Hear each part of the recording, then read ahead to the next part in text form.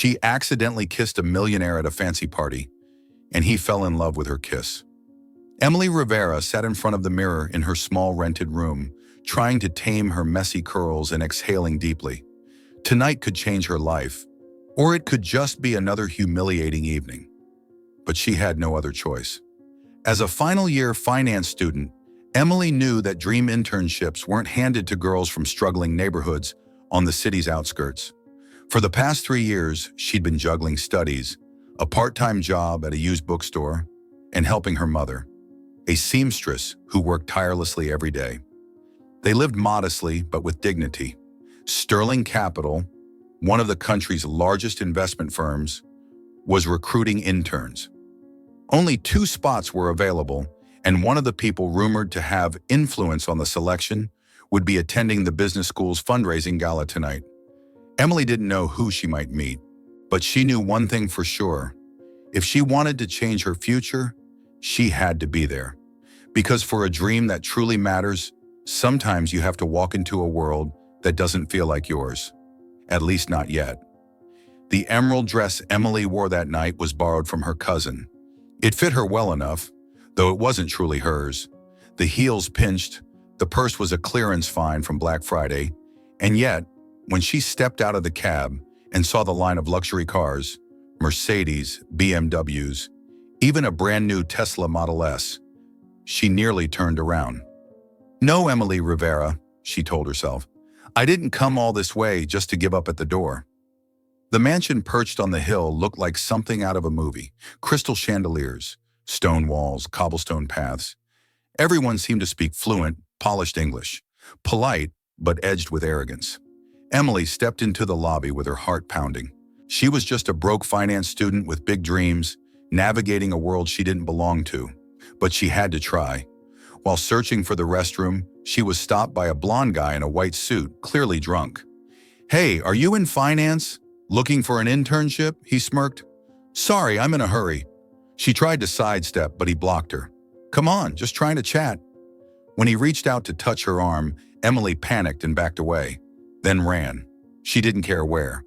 Down the hallway, she shoved open a large door, hoping for an exit, and crash! She slammed straight into someone coming in from the other side. Losing balance, she slipped and fell into his arms. And in that split second, as she looked up, their lips met. Not deeply, not intentionally, but undeniably. Emily jumped back, face flushed. I'm so sorry. I didn't mean to." The stranger held her gently, steadying her. "It's okay. You look like you were escaping someone." His voice was warm, his brown eyes soft beneath the chandelier's glow. Sharp jaw, yet something kind behind it. Emily nodded, still catching her breath. A guy who doesn't understand the word no. The door behind opened again. The same guy, Blake, stepped in. "There you are, babe. And who's this?" Before Emily could speak, the man beside her slipped an arm around her waist. "She was looking for me. I'm her boyfriend." Blake frowned. "Boyfriend? She didn't mention you." "Didn't know I needed your permission to exist," Ethan replied coolly. Blake scowled, muttered, then turned and left. When he was gone, Emily let out a shaky breath. "Thank you. Really. No problem. I was hoping to rescue someone from this painfully dull party anyway." They both laughed. He offered his hand. "I'm Ethan. Emily. Nice to meet you, in such an unconventional way." Emily smiled, still slightly dazed. "I've never kissed a stranger before." "Then I'm officially one of a kind." He winked. They stepped into the quiet library. For a moment, neither spoke. Then Ethan asked gently, "Do you come to places like this often?" Emily shook her head. "First time. I don't belong here." "Maybe not, but you stood your ground. Not everyone can do that." She looked at him, surprised. Ethan wasn't like the others. He didn't judge, didn't boast. He was kind. And then she realized she was still holding his hand. "Do you like books?" Ethan asked as they sat in the grand library, warm light spilling over rows of old leather-bound volumes. Emily glanced around and nodded. "I work at a second-hand bookstore near campus." Reading is the only way I can leave reality, without actually leaving. Ethan smiled. Same here. But for me, it's the piano. She tilted her head. You play? Yeah, since I was a kid, but not publicly. It's personal. There was something in his tone, as if he were revealing a hidden part of himself. Emily sensed that. What about work? She asked. Do you go to school here? Ethan nodded. Final year. Business administration. Not exactly my choice. Let me guess. Your dad's idea? He laughed softly. Let's say he was persuasive. She knew that feeling, living between obligation and your own truth. And you? He asked. Finance. I love numbers, but not the fake smiles around them. I need the job. I need security, and I don't have a backup plan. Ethan didn't interrupt. He just listened. That's why I'm here tonight, she added. I heard someone from the Sterling family might show up. Sterling Capital is hiring interns. A pause. You don't know who I am, do you? Emily frowned. What do you mean? Ethan Sterling, he said gently. Son of Charles Sterling. Her heart skipped. No way. She had just accidentally kissed the son of the CEO of the company she was dying to intern at. Oh no, she whispered. Ethan chuckled, still soft-spoken. It's okay. I think you're the first person this year who talked to me without trying to impress me. I didn't mean to, she groaned. I didn't know. I just… Emily, he interrupted. That's exactly what makes you memorable. She met his eyes. There was no mockery, only quiet respect. For the first time in years, I felt seen as me, not the name I carry. Silence, but the kind that felt comfortable. Ethan stood. Would you like to hear me play? Emily blinked. There's a piano here? He smiled and gestured for her to follow. My mom's music room. She was a pianist. It's mostly forgotten now, except moments like this. She hesitated for a second, then followed. At the end of the hallway, behind a carved wooden door, lay the music room. A black grand piano stood at the center, surrounded by sheet music, art, and the warm glow of chandelier light. Ethan sat, placed his fingers on the keys. This piece, my mom used to play it when I couldn't sleep. And then he played. The room filled with melody. No words, no pretense. Just soft, flowing music that pulled Emily away from pressure and into something unspoken but deeply real. When the final note faded, she whispered, Ethan, that was the most beautiful thing I've ever heard. He looked at her. You're the first person I've played that for, since my mom. Emily felt her heart clench. In that moment, all the differences, status, wealth, ambition, blurred. There were just two people, truly seeing each other. And something was quietly beginning. She began speaking more passionately. Do you know how many people would give up everything just to have half your talent? And yet you hide it, as if it's something to be ashamed of. You don't understand. Ethan stood up. My father built an empire. He expects me to continue that legacy. What about you? What do you want? The question lingered in the air. Ethan looked at her for a long moment, as if he had never seriously thought about it. I want, he began, then stopped. I want my music to mean something to someone. I want to play in places where people truly listen. I want to honor my mother's memory by doing what she taught me. Then why don't you?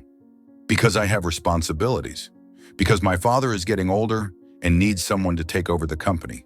Because, Ethan sighed, because doing what everyone expects is easier. Emily was silent for a while. He was a contradiction. A wealthy man who preferred music over business, a dutiful son who carried quiet resentment, someone who had everything yet felt lost. Can I ask you something? She said. After everything that's happened today, I doubt there's anything too personal anymore. Why are you telling me all this? She gestured around the room. You barely know me. Why let me see the deepest parts of your life? Ethan was silent, his eyes on the sheet music scattered across the piano. Because you're the first person in a long time who hasn't wanted anything from me, he finally said. You don't care about my money, my father's company, or anything I can do for you. You don't even want to stay here with me. Ethan, why? When we kissed, you weren't kissing Ethan Sterling, the heir to a fortune. You were just kissing Ethan, and it's been a long time since anyone saw me like that. Emily's heart raced at his closeness. How do you know I don't want anything from you? I told you I wanted to intern at your father's company. You want to intern through your own merit. If you wanted to use this meeting to your advantage, you would have hinted at it long before now. He was right. The thought had crossed Emily's mind briefly, but she had quickly pushed it away. That wasn't how she wanted to achieve her goals. You're analyzing me like I'm some sort of puzzle, she said. Maybe you are, Ethan smiled. A very beautiful and fascinating puzzle. Ethan, she was about to say something when a voice called from the hallway. Ethan, are you in here? A deep, older male voice rang out. That's my father, Ethan murmured. He probably wants to introduce me to someone important.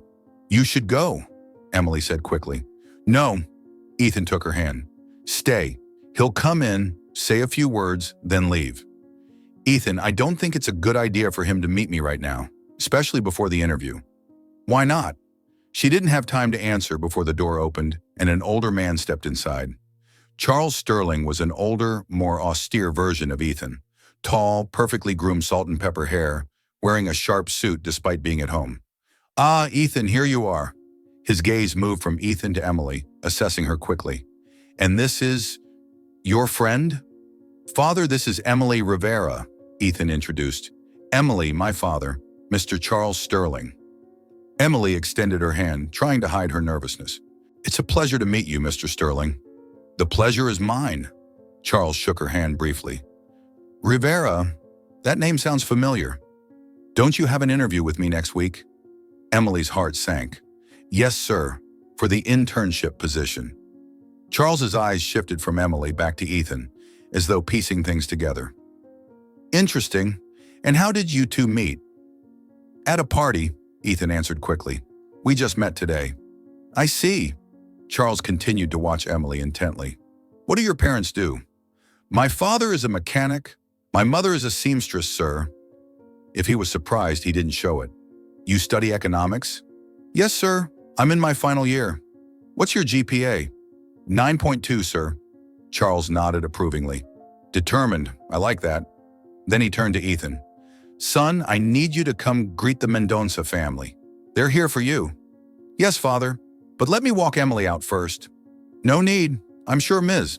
Rivera can find her own way, can't you? It was a polite yet firm dismissal. Emily nodded. Of course, I was just about to leave. Ethan opened his mouth to say something, but Emily signaled him not to. It was a pleasure to meet you, Ms. Rivera. I'll see you Monday, Charles said. Yes, sir. Thank you for your hospitality. Charles left, leaving the two of them alone again. Emily, I'm sorry. He's always a bit intense with new people. It's fine. She picked up her bag. It's been quite an evening. Do you really want to leave? I have to, and you need to see the Mendonça family. Besides, I think we've had enough adventure for one night. Ethan walked her to the front door. When they reached it, he asked, Emily, can I call you? She hesitated. Maybe not yet. After the interview, we'll see. Ethan nodded, though his eyes betrayed his disappointment. All right. But Emily, thank you for tonight, for letting me just be Ethan for a few hours. Thank you for saving me from Blake and for sharing your music with me. They looked at each other and Emily felt that same spark as during their accidental kiss. But Ethan only smiled. See you Monday, Emily. See you. She stepped down the front steps, heading toward the bus stop, feeling his gaze follow her. She didn't look back. Only when she sat on the bus, watching the mansion's lights fade into the distance, did she fully realize what had happened. She had kissed Ethan Sterling. He had played the piano for her. They had shared secrets and dreams. And now she would have to pretend none of it had ever happened when she walked into her interview with his father on Monday. A week after the gala, Emily walked into the glass tower of Sterling Capital wearing a borrowed business suit, worn-out heels, and a heart heavy with nerves.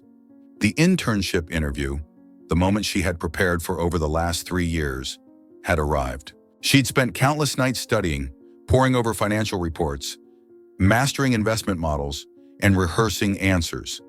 But nothing had prepared her for this. Her interviewer was Charles Sterling.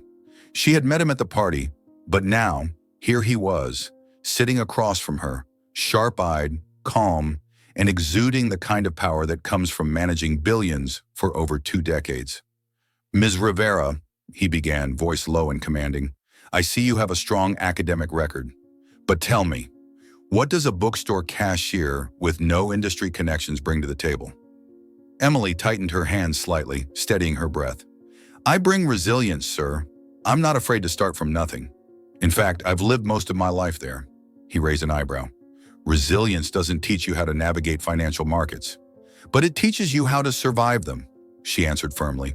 "When the market crashes, it's not just graphs and charts that suffer. It's rent, groceries, the futures of families like mine." Charles leaned back, arms crossed. "You speak with a lot of emotion, because I can't separate it from logic. I believe a great analyst needs more than skills. They need to understand the human cost behind the numbers." Silence followed. Then suddenly he asked, "What's your opinion on legacy in business?" The question threw her off, but she didn't flinch. "I think sometimes inherited expectations become a burden, not a motivator. A person forced into a path they didn't choose can't truly walk it with their heart." He tilted his head slightly. "That sounds personal?" Emily took a breath. "It is, but it's also honest." Something flickered in his eyes. Not quite approval, not quite rejection, just curiosity. He closed her file. "I won't make any promises, but thank you for your honesty. One more thing," Charles said as she was about to leave. "About my son, be patient with him. He's trying to figure out who he is, and that's not easy when you're carrying the weight of family expectations." "Yes, sir. And Ms. Rivera, at the party, you didn't just kiss Ethan Sterling.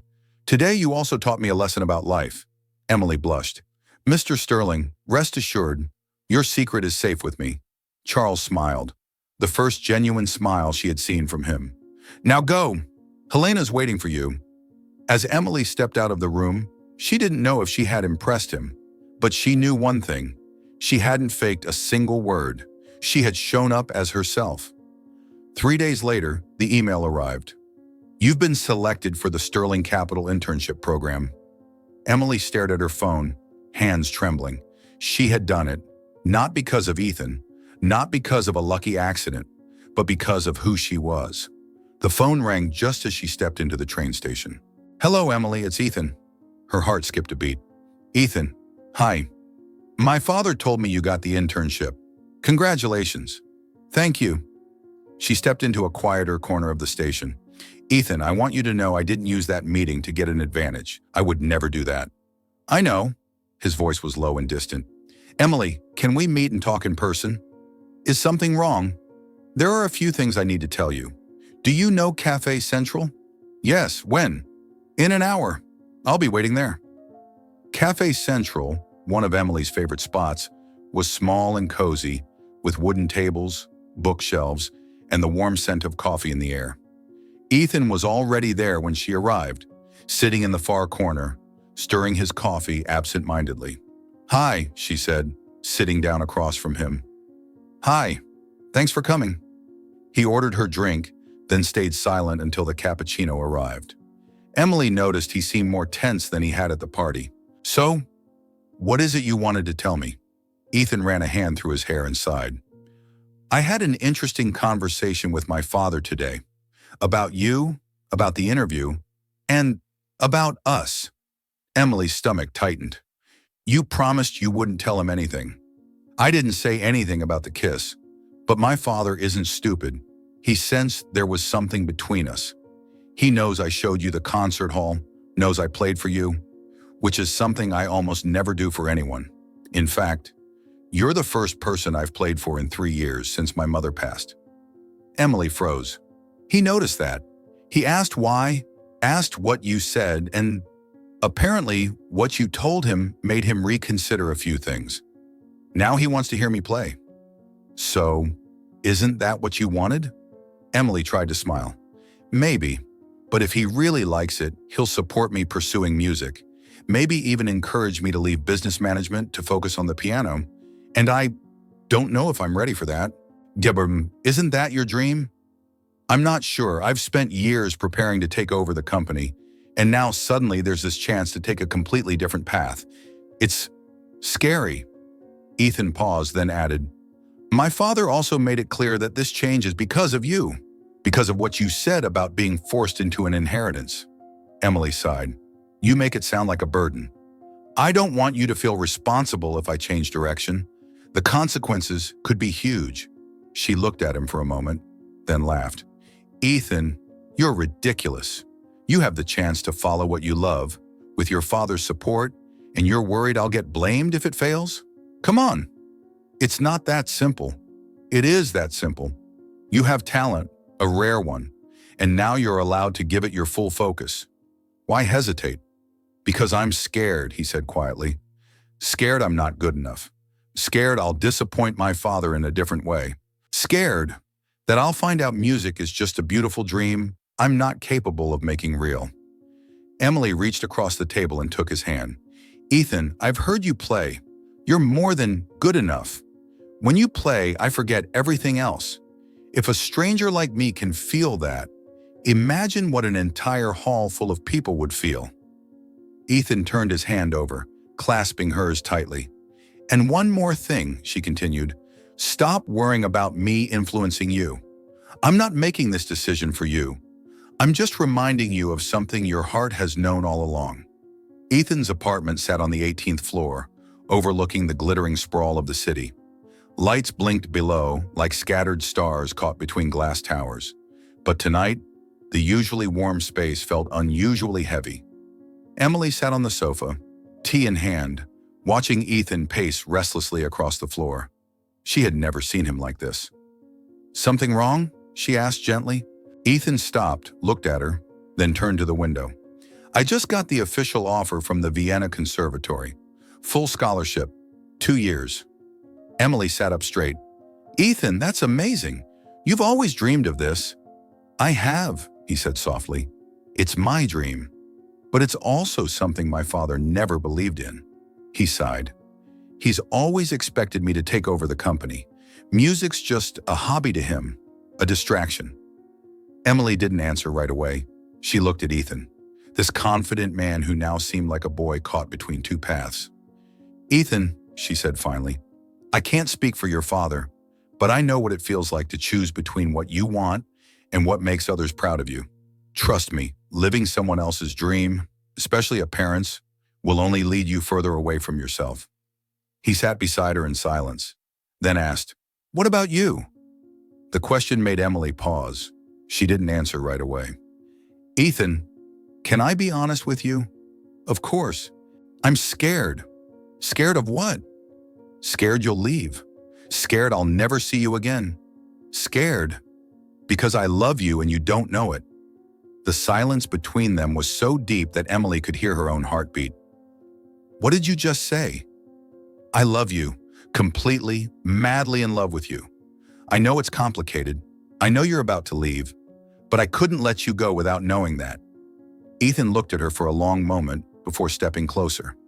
Do you know how long I've been waiting to hear that? Since the very first night we met.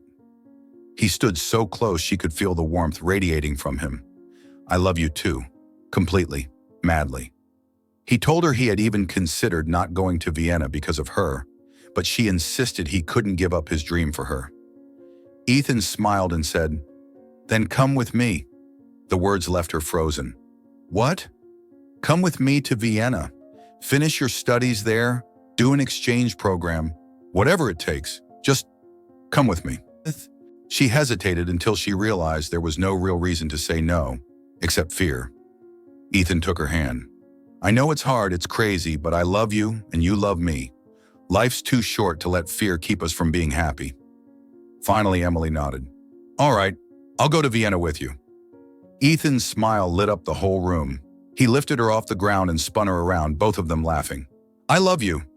I love you too, but if this goes wrong, I'll kill you. Ethan laughed. It won't go wrong. There are some things I'm certain about, and loving you is one of them. The next 3 days were a whirlwind. Quitting her internship, handling visa paperwork, arranging the exchange program, and talking to her parents. Maria asked, "Are you sure?" "Mom, I've never been so sure about anything in my life." John added, "We understand you like him, but to give up everything and move abroad, it's not just because of him, it's also because of me. This is a chance to live an experience I might never get again, to see the world, learn new things, and truly live." Maria and John exchanged a look. "What if it doesn't work out?" Maria asked. "If it doesn't work out, I'll come back with more experience, more maturity, and without having to spend the rest of my life wondering what would have happened if I had tried," Emily replied. "And what about Ethan?" John asked. "Are you sure he's serious about you?" Emily smiled. "Dad, he's taking me to Vienna to meet his entire extended family as his official girlfriend. I think that's serious enough." "Are you ready for that kind of life?" "A life of wealth, you mean?" "Dad, I'm not marrying his money. I'm going to love him, work, study, and have my own life. I won't become dependent." "Promise?" Maria asked. "I promise." After many questions and even a few tears, John and Maria finally nodded their approval. "Just one thing," John said, hugging his daughter. "Call home every day. And if he doesn't treat you well, I'll be on the first flight to Vienna." Emily stared at the suitcase beside her bed, still unpacked. She had packed it 5 times only to take everything out again. Every time she folded her coat or tucked in her notebook, she found herself thinking, "What am I doing?" Tomorrow, Ethan would fly to Vienna. She could go with him. He had said, "Come if you want to, but don't come for me." And that somehow made the choice harder. Inside Emily, a storm raged. Her mind urged her to stay, continue the internship, stay on course. Her heart whispered, "Don't lose the one person who's ever truly seen you." She called Marina. "Are you going or not?" Marina asked instantly. No hello needed. "I don't know." Emily exhaled. "Do you love him?" "I do, but I also love my future." "And you don't think both can exist at the same time?" Emily didn't answer. The question felt like a mirror, showing her everything she'd tried not to face. The next morning, Ethan stood at the airport terminal, passport in hand, eyes fixed on the entrance. Emily hadn't come. He didn't blame her. He understood. Everyone had their own path. The boarding call echoed overhead. He turned away but hadn't taken more than 2 steps before a voice called out behind him. "Ethan!" He turned. Emily, hair messy, eyes puffy, backpack slung over one shoulder, and the face he'd been hoping to see more than anything. Her breath came in uneven bursts, the kind that spoke of running not just through an airport, but through 1,000 doubts. "You came," he said, his voice a mix of relief and disbelief. Ethan just looked at her, silent, waiting. "I couldn't let you leave without an answer." "And what's the answer?" She stepped closer. "The answer is, I love you, and I choose this love. Not instead of my dream, but with it." Ethan smiled softly, truly. "Are you sure?" "More sure than anything I've ever known," she said. "Vienna isn't an ending for me. It's a different beginning. I'll study, I'll work, and I'll love." He took her hand. "You know what? For the first time, the future doesn't scare me." Emily laughed, a tear sliding down, not from sadness. Together, they walked toward the check-in counter. There were no more choices to make, only faith in the one they had dared to make. Their first autumn in Vienna turned the cobblestone streets gold as Emily and Ethan walked hand in hand through the chill, feeling like, for the first time, the world had gone quiet enough for them to just be. Life here wasn't perfect, but it was peaceful in a way that made the sacrifices worth it. Ethan began his studies at the Vienna Conservatory. Long lectures, late-night practice sessions, and modest performances in small recital halls. He wasn't a prodigy, but he was relentless. And every time he stepped onto a stage, his eyes searched for Emily, his reminder that he was exactly where he was meant to be. Emily, meanwhile, transferred into an international finance program at a local university and secured an internship at a small investment consultancy. It wasn't easy, language barriers, cultural differences, financial pressure, but she never regretted it, because every morning she woke to sunlight pouring through their tiny window and Ethan's piano in the next room. She knew she was living a real life. 2 years passed slowly, They didn't just fall in love. They grew together. They learned to share not only sweet moments, but also pressure, doubt, and uncertainty. There were nights when Ethan sat frozen, unsure of his talent. Days when Emily felt invisible in the cutthroat international workplace. But every time, the other was there. Not with solutions, just with presence. One evening, as snow blanketed the city, Ethan took Emily to a tiny cafe. The same one where he had played his very first Vienna performance. No candles, no ring, no flowers. Just a piano. He sat and played a piece she'd never heard before. When it ended, he turned to her. "This one was written for you." Emily didn't speak. Her heart had stopped. "I don't know where the future will take us," he said softly, "but if I get to choose, I want every road to have you beside me." It wasn't a proposal, it was a promise, and with a trembling voice, Emily replied, "I still choose you." That day at the airport, and now. 2 years later, Vienna had become more than just a city, it was their shared canvas. Emily graduated with honors, and Ethan's final concert at the conservatory brought the audience to their feet, tears in more than a few eyes.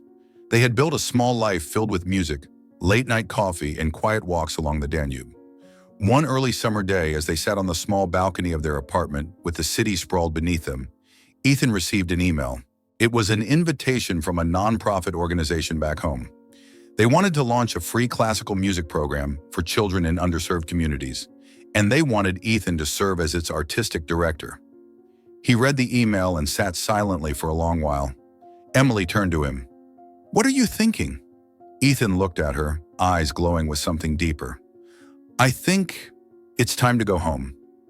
3 months later, they were back, not as two young people seeking a way out, but as two adults ready to open the door for others to walk through. Ethan built the program from the ground up. He visited schools, spoke to parents, persuaded sponsors. Emily drafted proposals, managed budgets, secured funding, and organized the classes. The first children arrived with wide, uncertain eyes. Many had never touched a piano, let alone heard of Beethoven or Chopin. The keys felt foreign under their small fingers at first, but within weeks, hesitant notes turned into melodies, and the once silent room began to hum with hope. Emily sat in the back of the room, watching Ethan guide the children patiently, and she realized this man hadn't just changed her life, he was shaping the future of many others too. One afternoon after class, they stood outside the community center, beneath the first sign that read, "Harmony House, where dreams find their sound." Ethan held her hand. "Do you remember that moment at the gala?" Emily smiled, like it was yesterday. "I had no idea a wrong-turn kiss would lead us all the way here." "It wasn't a wrong turn," Emily said. "It was the first step in the right direction." They stood in silence, watching the sunset paint gold across the rooftops of the city that had once been their greatest challenge. And this time, they weren't just two people in love. They were two people who knew who they were, where they were going, and what they wanted to give back.